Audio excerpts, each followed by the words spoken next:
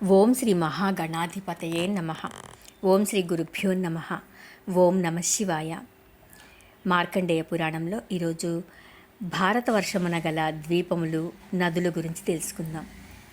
ఈ భారతవర్షము ఇంద్ర, సేతు, తామ్రపర్ణ, అభస్తి, అన్నామక, సౌమ్య, గాంధర్వ, వారుణ, జంబువు అను 9 ద్వీపముల చేత ఏర్పడి ఉన్నది. జంబూద్వీపము 1000 యోజనములు విడుపుగలది అయి తూర్పున కిరాతకుల చేతను, పశ్చిమమున మ్లేచ్చుల చేతను, మధ్యమమున బ్రహ్మ, క్షత్రియ, వైశ్య, శూద్రుల చేతను నిండియుండి పుణ్యము, పాపము, స్వర్గము, నరకము మొదలగు వాటి చేత మోక్షప్రదంపై ప్రకాశించుచున్నది. ఈ ద్వీపమునందు వింధ్యాది సప్తకుల పర్వతముల చేతను, కోలాహలము మొదలగు అనేక ఉపపర్వతముల చేతను నిండియున్నది. హిమాచల పర్వతం నందును దీని ఉపపర్వతములు మొదలగు వాని నుండి పుట్టిన గంగానది మొదలగు 20 నదులను, పారియాత్ర పర్వతము నుండి పుట్టిన వేదస్మృతి మొదలగు నదులను, వృక్ష పర్వతమును దాని ప్రత్యంత పర్వతములు మొదలగు వాని నుండి పుట్టిన శోణ, రుక్మ మొదలగు నదులను, వింధ్య పర్వతము నుండి పుట్టిన సువాహి మొదలగు నదులను, సహ్య పర్వతమును దాని ఉపపర్వతముల నుండి పుట్టిన కృష్ణ, గోదావరి నదులను, మలయ పర్వతము మొదలగు వాని నుండి పుట్టిన కృతమాలాది నదులను, మహేంద్ర పర్వతము నుండి పుట్టిన పితృకుల్యాది నదులను, శక్తి పర్వతము నుండి పుట్టిన ఋషికుల్యాది నదులను, ఈ విధముగా అనేక నదులు కలవు. ఈ ద్వీపమున గల దేశంబులను చెప్పెదను వినుము అంటూ మత్స్య, అశ్వకూట, కుల్య, కుంతల, కాశీ, కోసల, అధర్వ, కళింగ, మశక, వృకంబులు అనేటి వీటిని మధ్యదేశములని చెప్తారు.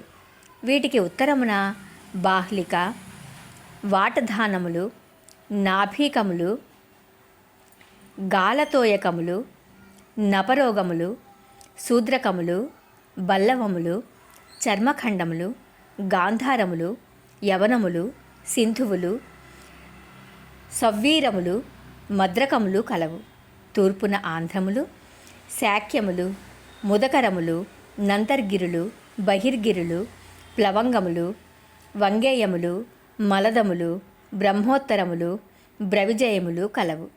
దక్షిణమున పాండ్య, కేరళ, చోళ, కుల్య, సేతుక, మూషిక, కుమారాది దేశములు కలవు. పశ్చిమమున సూర్యారకములు, కాళీవనములు, దుర్గములు, తాళసకములు, పుళిందములు కలవు. మనోజ్ఞక, రూసమేలక, చేలకాది దేశములు కలవు. వింధ్యపర్వతమున నిర్హోర, హంసమార్గ, కుపదాది దేశములు అనేకములు కలవు. ఈ భారతవర్షమునకు ప్రాగ్దక్షిణ పశ్చిమములందు సముద్రంబును, ఉత్తరమున హిమవంత పర్వతమును కలదు. అందువలన ఇది ధనురాకారముగానున్నది. ఈ వర్షంబున నివసించు జనులు పుణ్యఫలము చేత బ్రహ్మ, ఇంద్ర, శివపదంబులు కలుగును. కర్మఫలము ఇచ్చునట్టి చతుర్ముఖ బ్రహ్మ ఈ భారతవర్షంబున నివసించియుండును. దేవతలు తమ తమ పుణ్యఫలములను బట్టి మనుష్య జన్మంబుల బుట్టి పుణ్యకర్మలను చేయవచ్చునని తలంచుచుందురు. మనుష్యులు చేయు పుణ్య పాప కర్మఫలములను నివారించుటకు బ్రహ్మాది దేవతలకు శక్యము కాదని మార్కండేయుడు చెప్పెను. కూర్మస్థానము. మార్కండేయుడు ఇంకా ఇలా చెప్తున్నాడు. ఓ కోష్టికి ఈ భారతఖండము 9 విధములగు భేదములను కలిగి ఉన్నది. ఈ భారతవర్షమున శ్రీ మహావిష్ణువు కూర్మరూపము ధరించి ఉండెను. 4 పాదములను, 2 కుక్షుమములు, 1 పృచ్ఛము, 1 శిరస్సు, 1 పృష్ఠము కలిసి 9 స్థానంబులు గల తాబేటి రూపమున ఉండెను. అందువలన ఈ భరతఖండమునందు నివసించు జనులకు ఒక్కొక్క స్థానమున నక్షత్రములు, గ్రహములు సంచరించినప్పుడు శుభాశుభ ఫలములను ఇచ్చుచుండును. అవి ఏ ప్రకారము ఫలములనిచ్చునో వివరించి చెప్తున్నాను వినుము.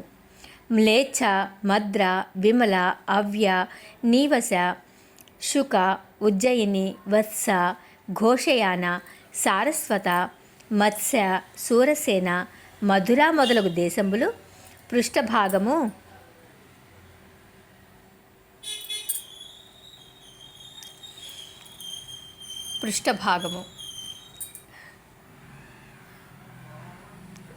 ఓం నమ శివాయ.